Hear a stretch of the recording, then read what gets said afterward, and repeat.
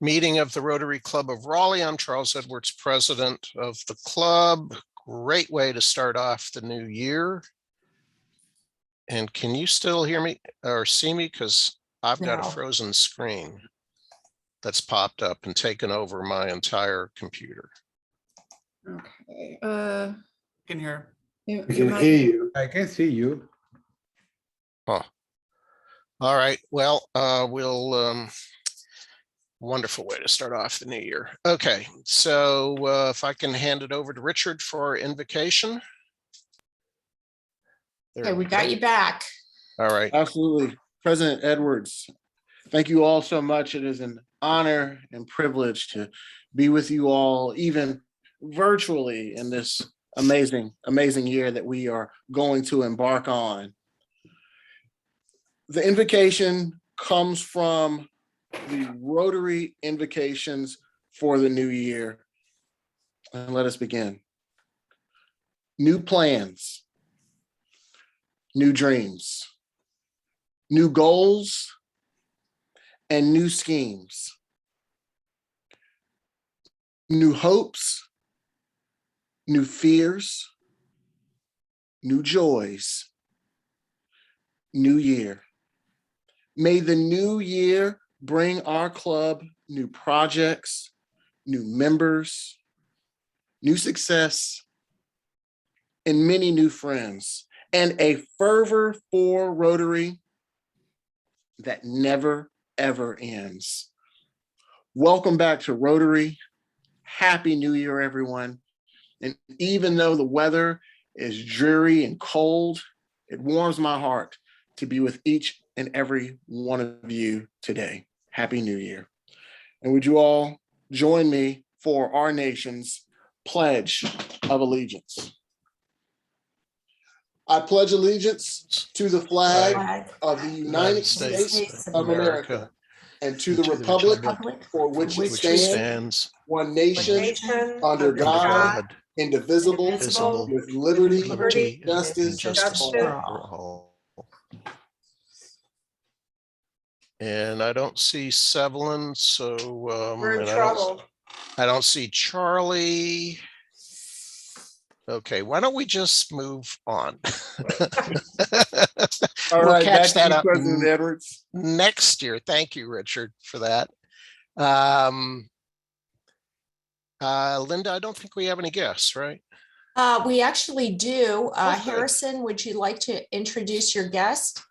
Yeah, I'm so happy that she was able to join today, even though it's not in person. It's good to see you virtually for the first time. We have Stephanie Northcott on the Zoom line with us. I'll give her an opportunity to introduce herself. She reached out through DACDB and said that she was eager to find a civic organization to be a part of, and so I'm so glad to have you here. Thanks Great. so much, Harrison. Hi, I'm Stephanie Northcott. I am a Campbell Law graduate from 2017. I worked at Credit Suisse in general counsel and legal compliance. I was very involved in Kiwanis and in high school and college and in my young adulthood, and I've really missed being a part of a service organization. So I'm very excited to be here. Thank you. Welcome. Welcome, Stephanie. Welcome, That's great. Okay. Right. I'd like to just take a minute to remember Lynn Jordan. A number of us were able to make his or attend the funeral, which was on the 29th. We had one past president, as well as Eric Larson was there, Jim Graham and myself. And to hear his family, especially his grandchildren, speak about their grandfather was very, very moving. He was definitely well loved, and he had one of his son-in-laws also, or his son-in-law also gave a eulogy, or in the United Methodist form, you call it a witness, and it was also very moving. He had a saying that I want to convey to everybody in the club, which was the following: every day is a holiday and every meal is a feast. And I think we need to think about those, ponder on those words and take them to heart, because so many times we rush through the day, we don't realize what we have experienced, what the good, the bad have been. And that's something that we need to always remember. And every meal is a feast, regardless of what it is. We're so blessed here in this country that we need to remember that and don't just take it for granted. So again, remember Lynn, he will be missed. That will be an empty space at that back table where he used to reside in Old Forth. And I'd also like to Charles, if Yes. I might. Yes, sir. Yeah, Lynn was a good friend for a number of years. It's interesting in the role with the foundation, whenever he achieved a role of a Paul Harris or a Lester Woodall, he didn't want to have a big deal made of him. And so he would just say, let's keep it kind of quiet. But so the club knows, Lynn was a multi-level Paul Harris fellow and was also a multi-level Lester Woodall Society person. So while he didn't want the attention on him, he was quietly in the background supporting our causes. A great guy, a great gentleman. Right. And Eric, both those points, that was brought up by his granddaughter and his son-in-law, how he was always there, but he was quiet about it. And he just took care of business. So just a wonderful gentleman and another loss to the club. The other just quick announcement, if you hadn't already seen it, if you don't subscribe to the NNO, Ralph Barrick, who we had the pleasure of hosting a couple of times, was recognized as Tar Heel of the Year. Thanks to Richard for introducing him to our club and vice versa. And of course, with these new variants, we know that he is very busy over at Chapel Hill.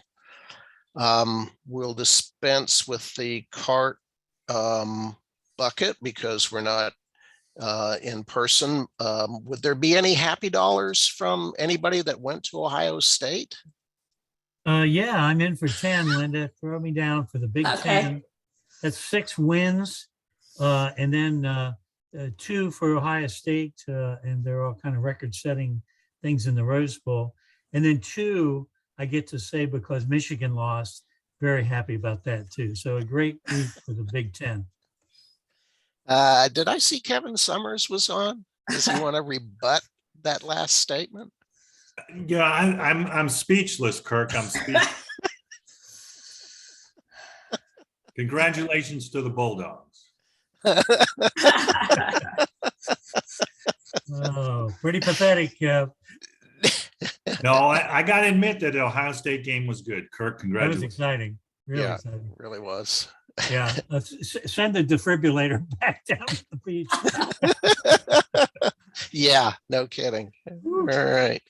And of course, the national championship will be a week tonight. But unless you've got a dog in that hunt, excuse the pun, it'll just be a football game. All right. Upcoming meetings. We have, thanks to Carrie and all of her efforts, we have a full slate that extends into early February. I'll just quickly go through them. Tim Peeler, who's an author and he's at NC State, will be with you all next week. I will not. President-elect Tom will be running the meeting. I'll be in at a breakout, or well, it's about 8,000 people, and I will be in Washington, D.C. next week at a conference.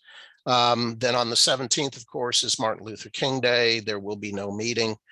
Club Assembly will be on the 24th. We're going to do some different things. I haven't actually shared that with the board yet for the Club Assembly. So please come learn about the club, and we're going to focus in on some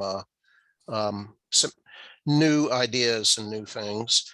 On the 31st, the last day of the month, Heather Strickland, who's with the Raleigh Little Theater, will be with us. And then our Attorney General, Josh Stein, will join us on the 7th of February. So as always, this club has a great slate of speakers. Richard has worked this in the past. Carrie has taken this over with a vengeance, and we thank both of them and continue to thank both of them. And again, they don't come up with all of the ideas. So if you've got people that you would like to hear from or subjects you'd like to hear about, please get in touch with Carrie and we'll get them on board, hopefully.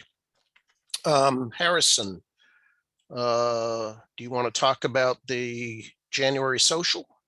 Yes.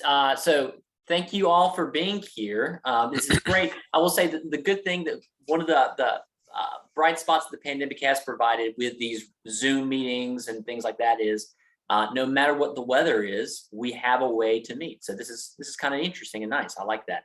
So thank you all for being here, even in such a short notice. Wanted to let you guys know that we have our 5th meeting that's going to be, mark your calendars, Thursday, January 27th. It's going to be out at Compass Rose Brewing. It's up in North Raleigh off of Capitol Boulevard. I'll send out the address later, but it's January 27th from 5:30 to 7:30. I hope that you all have an opportunity to come out, share your why with someone that's not a current Rotarian, especially as we go into this new year. It's a great opportunity for us to kind of start and hit the ground running. We've done a very good job. I think our club has done a very good job of sharing our why, bringing new members in, and making a huge impact. So thank you guys for all that you do. Continue to share your why and invite someone new that doesn't know anything about Rotary or has never been to one of our meetings. Hopefully, Stephanie, you'll be able to go to that as well. Thank you for being here. And just to be honest, if 2022 is anything like our weather has been at the beginning of this year, we are all going to need a drink. So come to Rose Brewing and support Rotary. Great. Thank you, Harrison. I don't see Bill Rohr or Nicolette on the call. They were going to make a quick report about the bell ringing. As most members know, we don't get any official numbers back from the Salvation Army until at least later in January. So I really don't know what the results will look like. The numerous times I was out there, it started very slow in terms of donations from people going in and out of the Walmart, and then it took off towards the end. I do know that on the 24th, Kevin Summers, Mr. Braxton Wilson, and I'm trying to think of who else basically had locked up that day at both of the doors. Kevin, do you want to report anything? Yeah, credit Mike Toddy and his family. They did one door all by themselves all day on Christmas Eve. So Wow. they had their whole crew out there and they were in great spirits. So that was wonderful. That is super. So if you missed it, you missed it, because it was a lot of fun. There were a few times where I got to ring by myself, but it was fun just meeting up and talking to members that when I'm behind the podium, I don't get an opportunity to do. So I really look forward to it. Anyway, hopefully in the next couple of weeks, we'll get a report back from the Salvation Army to see how well we did. And I know that Nicolette is already working on some service projects, so we'll hear more about those later in the month. Excuse me, Charles, I Yep. did just hear from Bill Rohr, who said he would like everyone to email me and let me know what hours they actually did work, because some people had conflicts, and even though they were signed up for a particular shift, didn't make it. Okay. So Right. please, well, I'll send a reminder about that. Send a reminder out to everybody. Thanks, Linda. Sure. Okay. Birthdays. We have 2 birthdays today. Gary Joyner and Patrick Rooney. Happy birthday, Patty. I see you. Happy birthday, Patty. Yeah. And then Mark and Angie Blake, 26 years on Thursday. So congratulations to everybody. quick reminder about RILA. If you have or know of or want to nominate a high school junior, the deadline is the 15th of the month. I will tell you that the Southeast Raleigh Club, thanks to Mark and Linda, who have been helping to coordinate this, they're trying to basically fill up the entire RILA program, which is going to be in April. We're going to actually, as a club, help subsidize some of the high school juniors that they have identified. So, but we still have some slots. So please, if you know of anybody and can get them interested, Bryant Robbins, who is not on the call right at the moment because he's helping his in-laws pump a foot of water out of their house, has the application form, and I think Linda does as well. So just a reminder, but they all have, the nominations have to be in by the 15th of January. So look for that.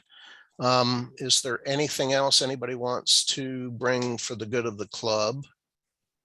And we're running a little ahead of time, but Carrie, if you and Paul are ready, I think we're ready for you guys. So take it away.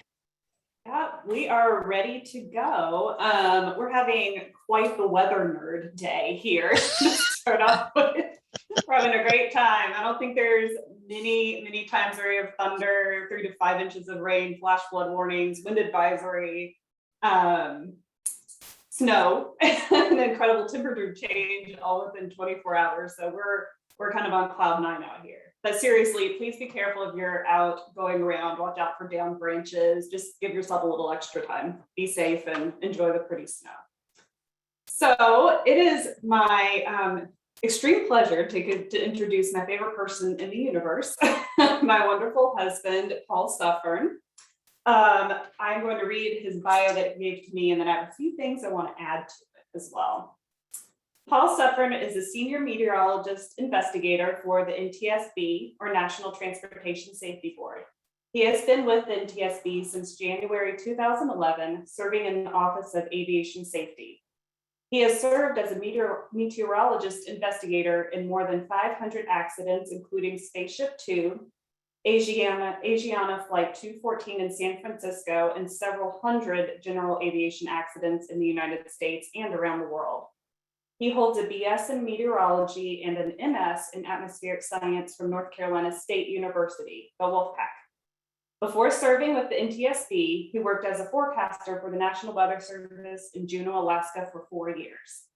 Paul did not put this in the bio, but he is one of only a handful of full-time meteorological experts across the entire globe that works on civilian transportation accidents. So it's a really interesting job. He came to the Rotary Club of Raleigh 4 or 5 years ago to give an overview of what the Ntsb does. And then today he's going to share a tragic, yet very compelling story about the Scandies roads, which if any of y'all have seen the Discovery Channel's Deadliest Catch series, they are in the midst of Ophelia crab season up there, and that's when this happened. Also, Paul is quite innovative. He has, since he's been with Ntsb, he has come up with several different tools using weather tech and instrumentation, including the Doppler radars. They recently upgraded in the last 10 years to dual pole technology, and he used that dual pole radar returns to pinpoint where debris from the Southwest Airlines flight, where the it was a fan, right, Paul? Fan failure caused an engine to explode, and the poor lady passed away when she was pulled out of the plane. So he used that technology to pinpoint where that debris fell, and then he was able to help guide people on the ground. And he also did that with Spaceship Two, and that was something that had never been done before. So I'm very excited about this talk. I'm excited for him to share it, and I'm going to step to the side and please give Paul a warm welcome. Thank you. Thank you, everyone. Let's get here.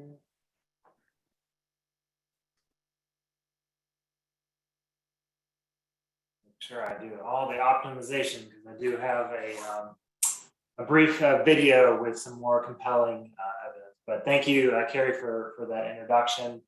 And I'm honored to be able to speak today on the Scandies Rose tragedy, which happened back New Year's Eve on 2019. So just over 2 years ago now. So for those of you not familiar with the Ntsb, the Ntsb stands for National Transportation Safety Board, like Carrie mentioned there. And typically we're known for our aviation accidents. And on the screen here, you can see kind of a host of recent accidents over the past 5 to 10 years. The upper left is from an engine fire that happened in Las Vegas. Fortunately, no fatalities.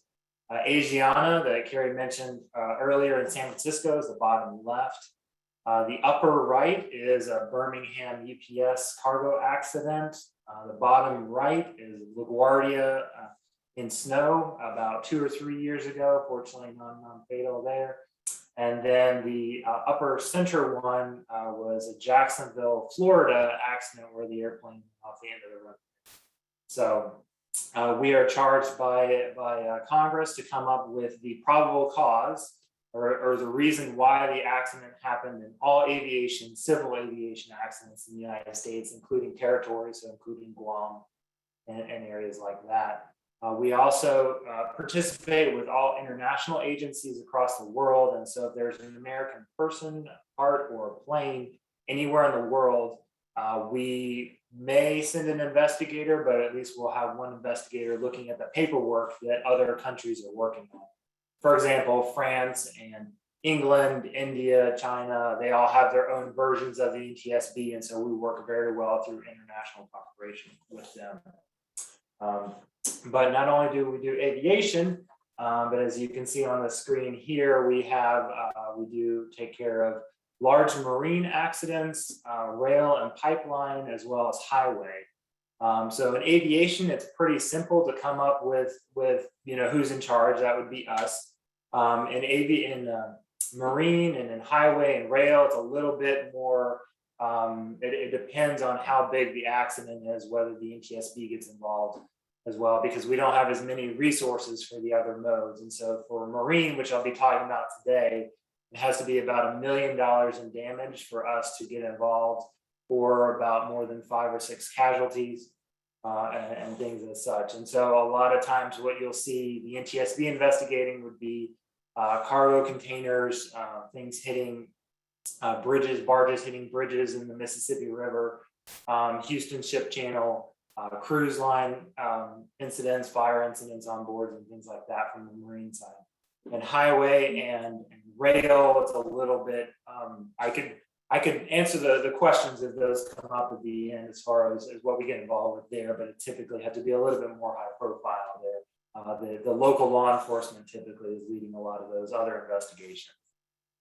So today I'll be talking about a marine investigation, and as Carrie mentioned, any of you watched the Discovery show Deadliest Catch, this was one of the boats. This was not one of the boats that you'd see on screen, but the Discovery Channel would hire this particular boat to do following, capture imagery and things like that of many of the other boats that you saw, like the Cornea Marie and many other ones. But they would also do their own fishing as well. It was a crabber, but it was also taking part in multiple fisheries. What that means is in the fall time frame, you're usually out there for the big king crab, the big huge ones that everyone shows on social media and things like that are as big as half of a person. This time of year is the Ophelio or snow crab, all the way through about March or so. But they also helped being a larger boat called a tender boat for the salmon fisheries across the summer that are in southwestern Alaska, north and the eastern part of the Bering Sea. So they would partake in all of those. So it's basically an all-year operation of using this particular vessel. And they did participate in the Coast Guard dockside safety exams as they went out before those seasons. And what that means is that they would have someone from the Coast Guard come on board and verify that their stability book, which was basically the book to make sure that they're not top heavy and things like that, everything was checked off and good to go. And I forgot to mention this at the beginning, but as we're stepping through this accident or any number of accidents, I know it may not necessarily hit home as much as it could because it seems far away up in Bering Sea, Alaska, but there are a lot of lessons that we can learn even in our daily lives, especially as far as decision makings and any number of accidents. And so that's kind of what I hope folks will take home today. So this was the only vessel that this company owned, and it had a very experienced vessel captain. He had more than 45 years of experience. He grew up on the Bering Sea with his father out there fishing, very focused on what he had to do. A lot of times in many of our accidents, aviation included, we'll see a lot of operational pressures for either self-imposed, like in the Kobe Bryant helicopter accident case, or pressures by management or things like that to get out there to fish or to get a client to a certain location. None of that was happening in this particular case. The particular captain on this accident, pick and choose his own time, be able to go out and to fish. He didn't have any pressure from the owner to make it out there at a certain time. And while the Ophelio crab season did open on January 1st, you could fish fish the crab all the way through March. It's not necessarily that quick to get out there now that they have the quota system. So here's kind of a brief layout of kind of what the Scandies Rose looks like when a cutaway there. And you can see there's hold tanks there, 1, 2, and 3, where they would put all the crab and make sure that they had water in there, so everything was correct as far as stability. This is actually how it was laid out, for the accident scenes or the accident time frame. So they did have 5 stacks high of all those crab pods on board there as well. And then here is a picture that was posted to social media the night before they left, so December 30th in 2019 or so. And you can see one of the crew members there strapping up and making sure that all the pods are there on board correctly. So on the accident case, in this day, they left in the evening on December 30th, departed Kodiak, and I'll show an example of where that is on a map here shortly. The National Weather Service had issued a gale warning, which means winds between 35 and 50 knots, which would be about 40 to 55 miles per hour, somewhere in that range, and did have a heavy freezing spray warning for the area that they were going to pass along south and east of the Alaska Peninsula and the island chain. And on this screen, you can see a map of where they departed there in Kodiak there in the western Gulf of Alaska. They took basically that red dashed line track to the west through some of the Kuprianof Strait and then down to Shelikof Strait all the way out to Subwick Island is where the accident occurred. But they were headed down the rest of the peninsula, past False Pass, out to Dutch Harbor, and then eventually turning north into the Bering Sea is where they were planning on going. So throughout a lot of our accidents, we like to do a time sequence of how things break down to see if there's anywhere in that cause and effect of events where maybe a change could have happened could have prevented the accident. Try to issue recommendations to make sure that folks are safe. And so here's kind of two-part layout of how things went on the accident voyage. They departed. The captain was basically, driving the vessel through the Kuprianof Strait, and then gave it over to crew members. There was an additional 5 crew members on board, and they each had a 1-hour watch, basically from about 2 a.m. to 8 a.m.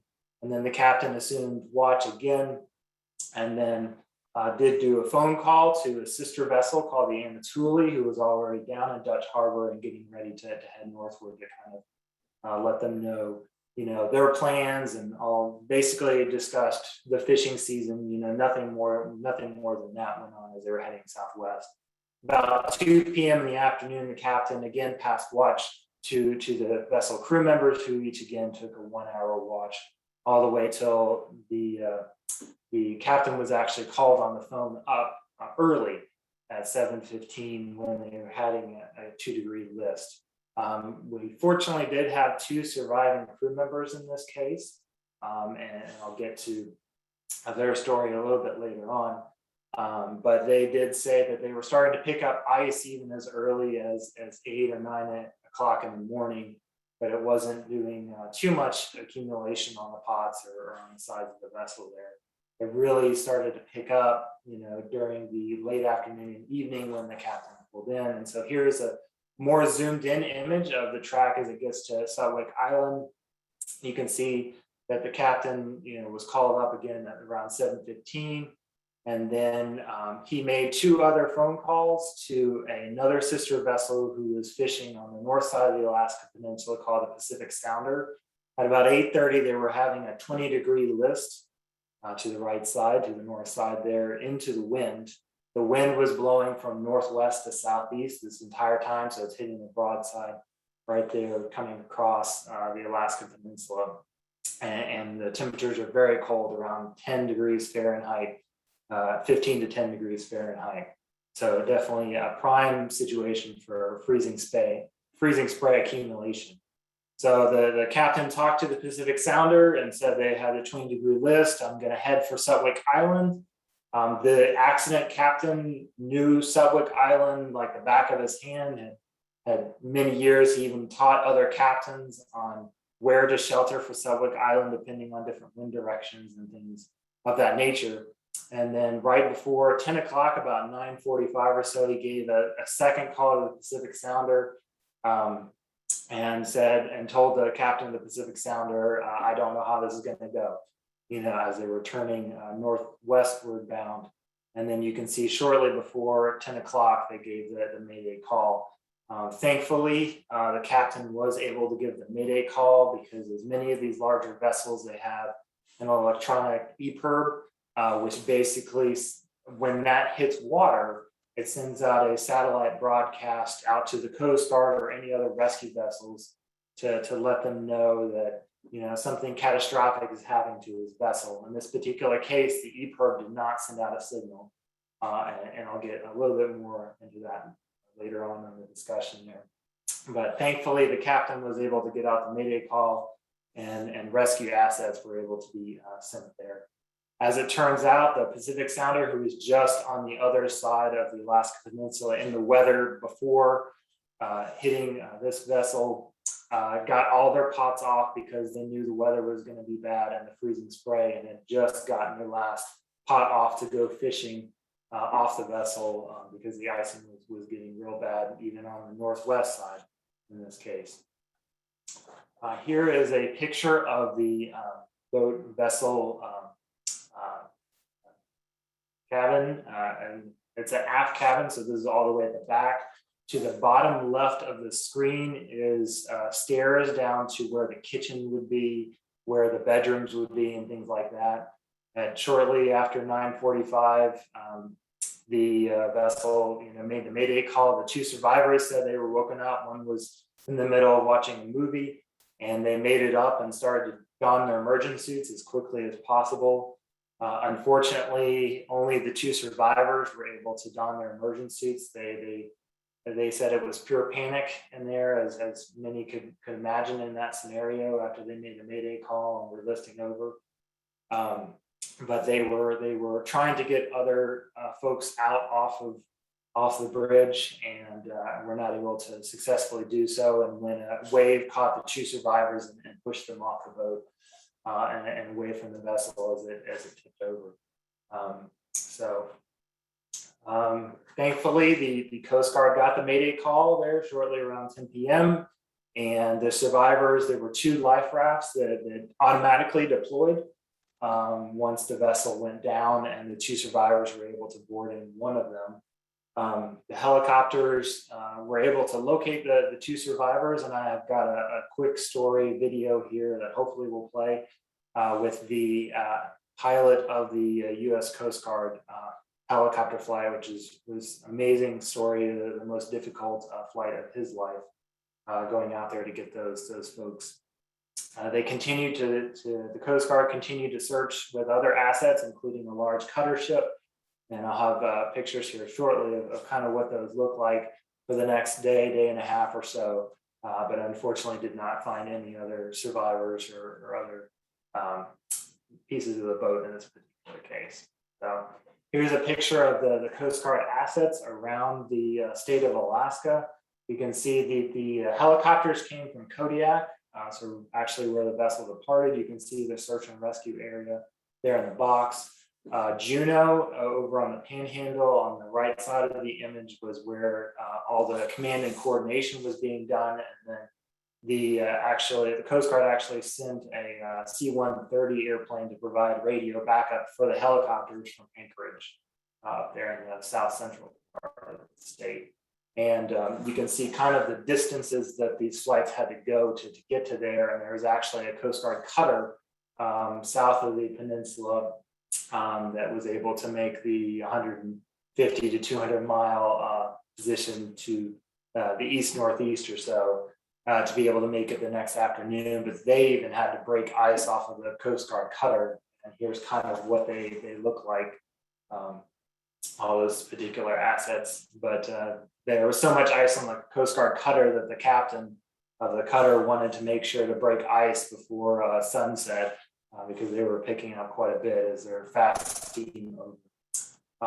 So what the Coast Guard does and what the Ntsb does is not only do we find and look at the probable cause of the accident, but in the cases where there's search and rescue assets, we want to help see if they could have done a better job and help mitigate any loss of life. And so we look at that aspect of an accident and search and rescue there as well.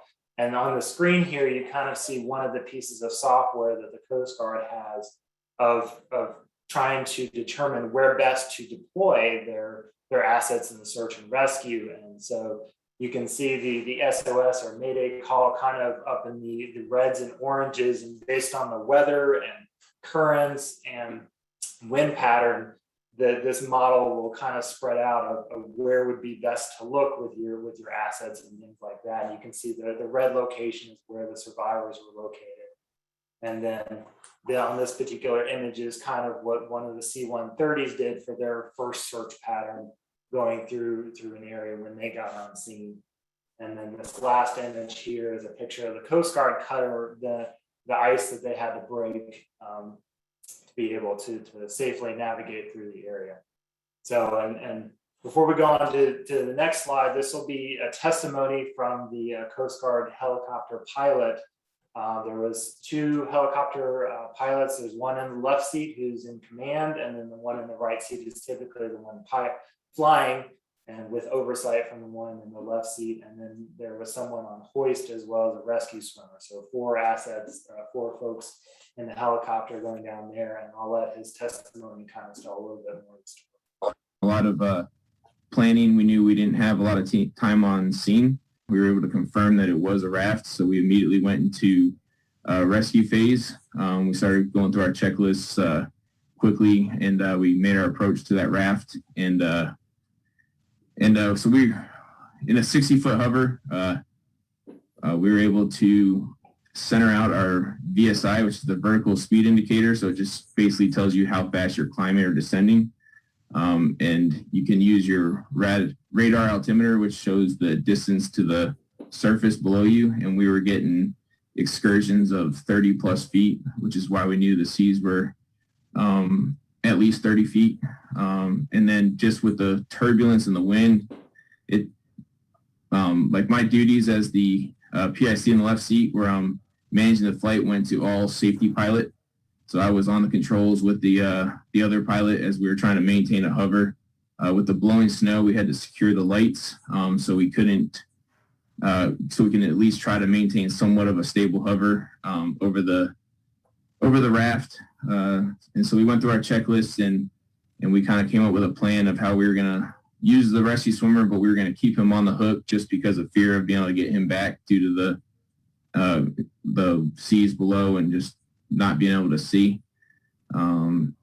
So we chose to do that, sent the rescue swimmer down, and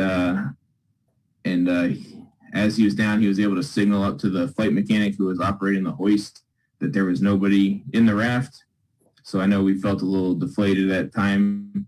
And as we brought the swimmer up, the pilot in the right seat who was flying happened to see under his night vision goggles a waving light.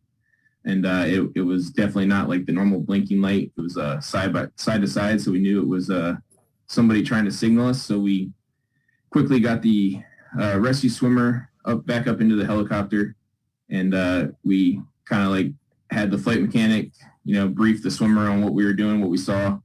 And at that time, even the flight mechanic was saying that he had to de-ice the rescue swimmer. Like, it was so cold that the rescue swimmer, just from going out the door and coming back up, was covered in ice. So he had to help chip the ice off of him, brush it off, and clear his mask so that he could see. And then at that point, we quickly kind of hovered over to the next raft where we could see the flashlight, and then two people on board waving at us, signaling us. And we immediately sent the swimmer down with the exact same plan. And I mean, it was probably the hardest hoisting I've ever had to do with the other pilot flying. And there was times where, I mean, a wave would hit and all of a sudden the raft would be out the left side of the helicopter, and we're having to, work together to kind of keep a steady hover over this raft. And somehow we got the swimmer to the raft, and he was able to hook the survivor to himself, and then bring him up. And at one point, the flight mechanic, I had to operate the hoist in the left seat because we have that option on our cyclic, which is the stick that we control the helicopter with. And I was having to operate it because his fingers were going numb, and he was losing dexterity with operating that hoist hook. So we were kind of coordinating with that. And then we were able to send the swimmer back down after de-icing him again, and grabbing the second survivor.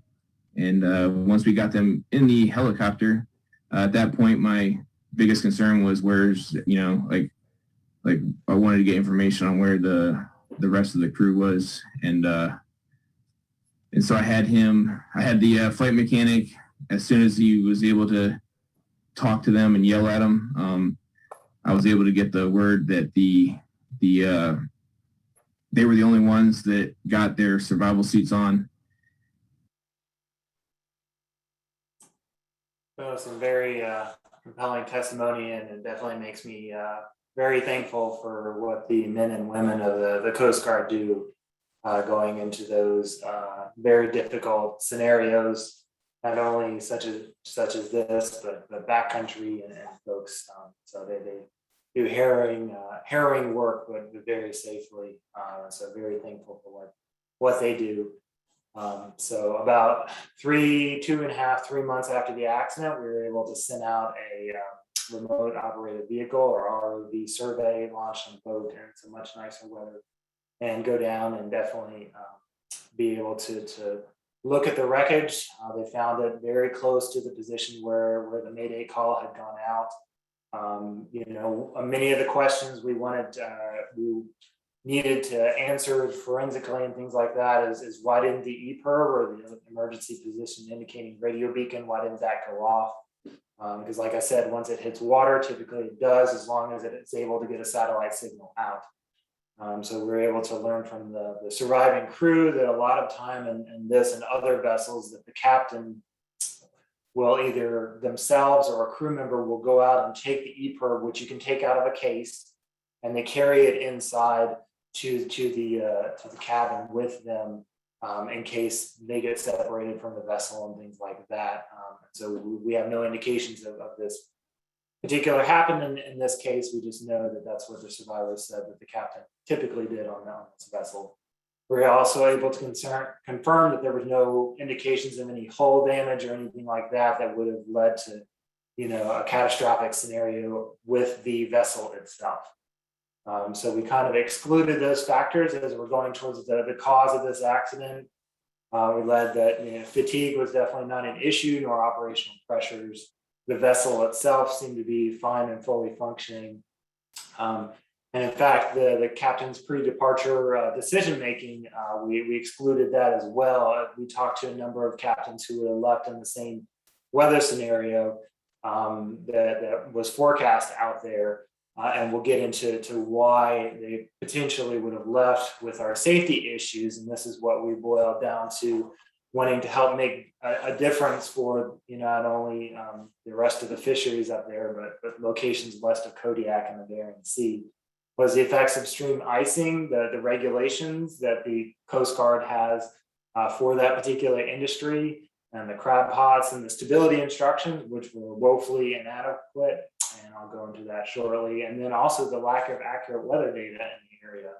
On the screen here, you can see what we were able to determine with the vessel as far as what kind of icing that they were likely in as they were heading southwestward bound. And again, the wind from the northwest.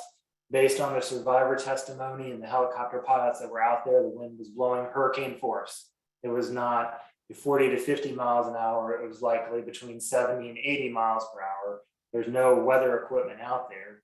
And they were definitely in icing conditions for about heavy icing conditions for about 4 or 5 hours leading up to the capsizing there as well.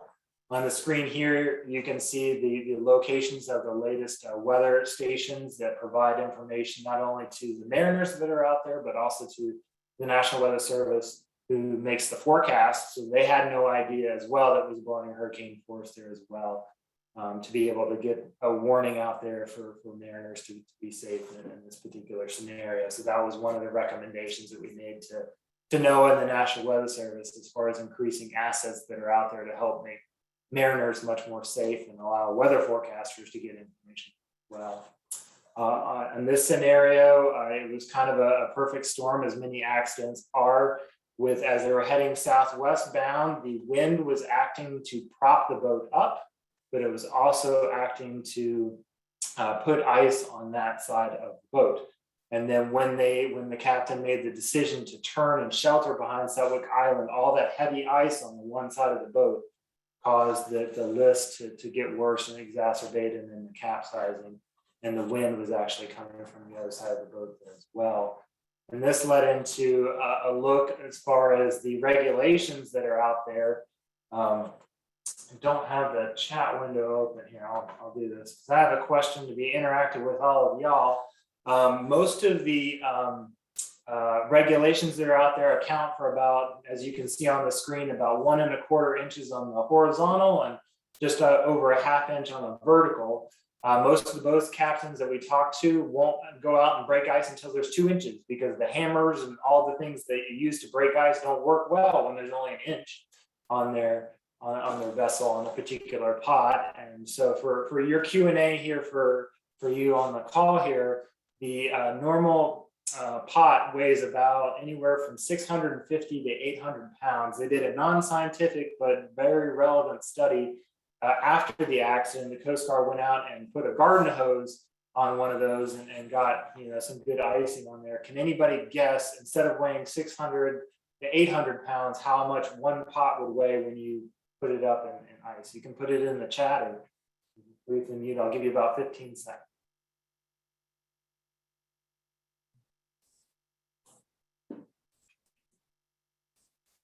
All right, 1,100, 1,200 ton. All right, you guys, everybody on the call here, especially, did much better than the naval architects. So as part of the investigation, we interviewed 2 to 3 naval engineers that do the stability reports and stuff, and they said, oh, that weight of ice would add another 400, 500 pounds. Well, they had a 3,000 pound weight thing on there, and it broke the scale. So instead of being one pot, instead of being 600 to 800 pounds, is over 3,000 pounds when you add ice on there as well.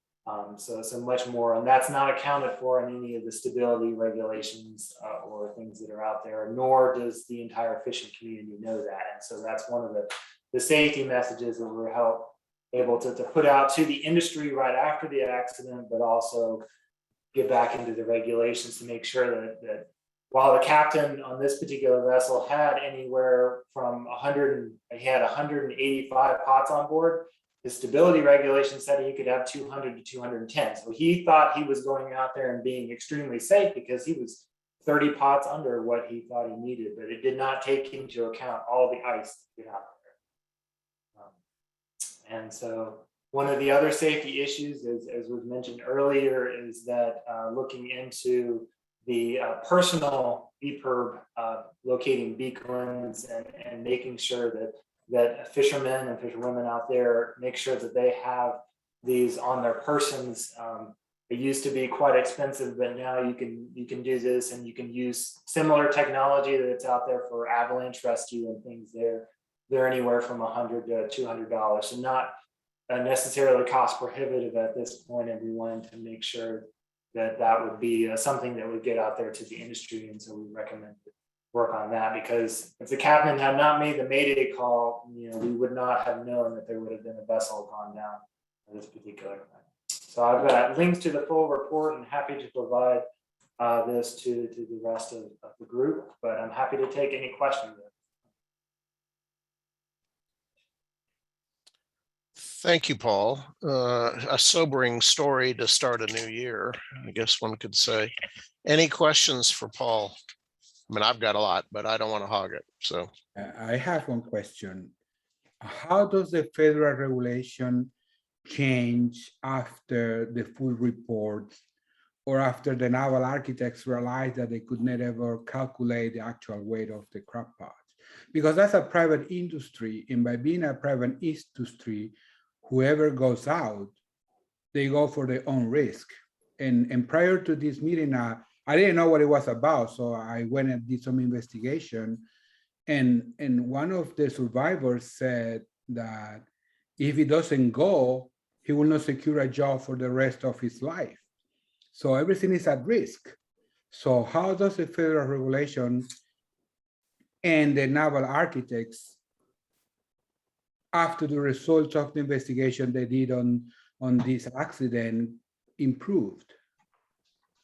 So at this point, so when we issue a recommendation, the party that we issue a recommendation to has basically a back and forth with us. And right now the Coast Guard is formulating their response to us, because that's who's the regulator in this case. So they haven't given us a full-on detailed response to that yet. However, the entire industry knows, and as you mentioned, yes, this is folks' livelihood to get out there in this case, but knowing that this vessel would have been safe to go out with, say, 120 pots as opposed to the 180, and they would have been just fine, or doing some kind of study, is something that the industry is working on already. And we already know that there is a big push from the insurance side. There's folks in the vessel insurance industry that will give you an insurance credit if you as a vessel captain and as you as a vessel deckmate will go and get take a stability study, which will include this investigation and making sure that you're doing better math before you go out there as well. It can also lead into decision making, like pre-positioning your pots. You could leave 60 of your pots over here, and in this accident, they had all their pots on Kodiak Island. They had pre-positioned them and only needed to take 100 or 60, from Kodiak over to Dutch Harbor. They could have done the transit much more safely. Kirk had a question. I just saw, is there a de-icer available for the pots? No, they've tried any number of things. If you've seen Deadliest Catch, the video, and then we also had testimony during our investigation as well. They've tried anything from jackhammers to flamethrowers to all kinds of things. But what works best is actually a big heavy mallet. And so that works best right now to be able to keep that. There is work, or there has been folks that use a tarp, and the tarp will keep the icing off the boat. But many vessel captains don't like it because it restricts their visibility when it's flapping up and down in the wind. And typically it's windy and snowy and all that when you're in icing conditions. And so vessel captains don't like that. And so from the testimony that we got, the majority of the captains, even if they knew it was going to be icing like it was on this accident, would not put up a tarp. They would just much rather go out with less pots had they known.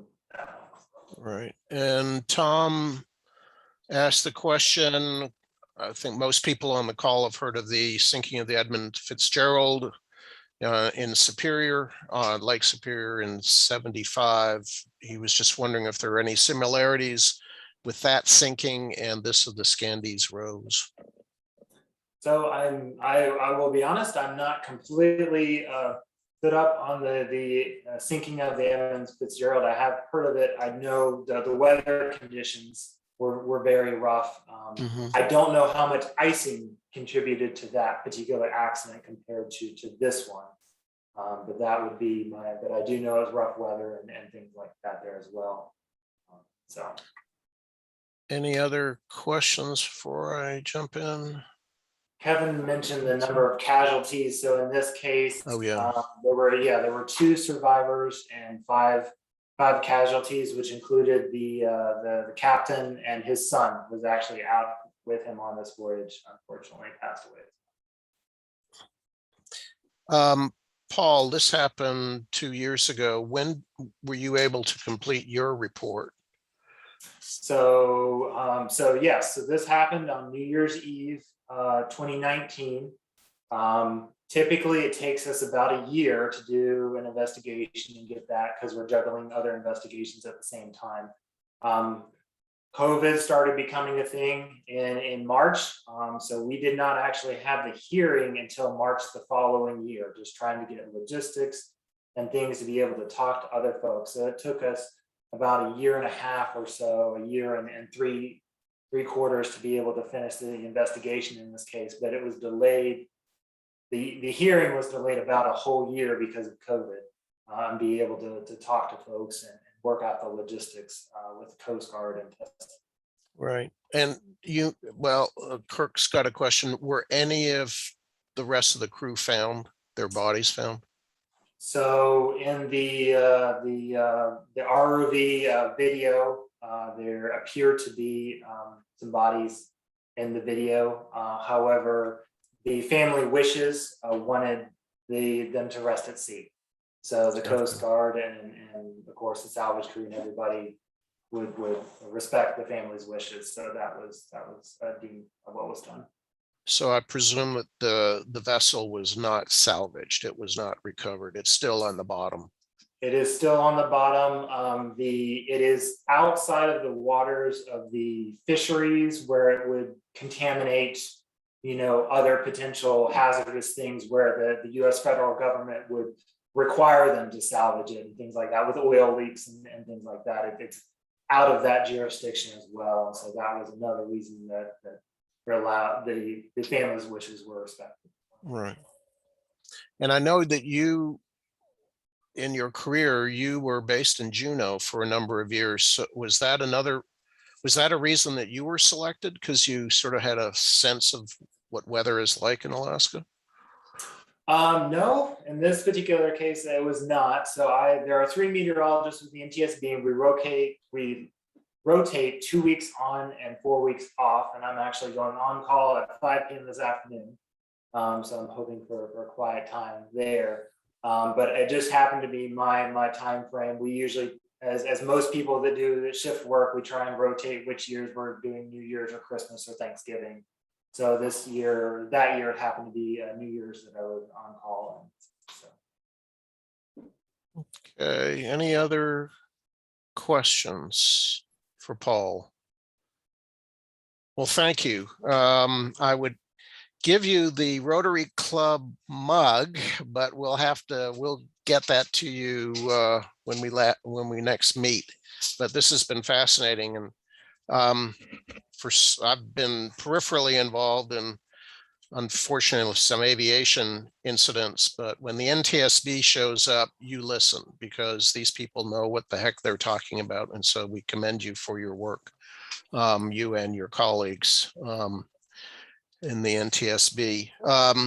And also, as it was pointed out in the excerpt from the PIC on the helicopter, the US Coast Guard helicopter, those people are amazing, because they tend to be called out when the weather is the least nice for flying or anything, and they do a wonderful job. And as most of you should know, the largest US Coast Guard base is here in North Carolina at Elizabeth City. And if you ever get a chance to go up there, it's absolutely a fascinating place to go. So with that, thank you, Carrie. Thank you, Paul, for bringing this. Next week, Tom will be running the meeting, as I will be up in Washington at a conference. Again, remembering Lynn, who was a great member of the club. Congratulations again to Gary and Patty on their birthdays, Mark and Angie for their anniversary. And with that, please join me in the four-way test. First, is it the truth? Second, Is it fair to all concerned? Third, will it build goodwill and better better friendships? friendships? Fourth, will be it beneficial to all concerned? Stephanie, thanks for joining us. Look forward to meeting you in person. And with that, I call this meeting of January the 3rd, 2022 adjourned. Thanks. Bye. Thank you, everyone. Bye-bye. Stay safe. Bye.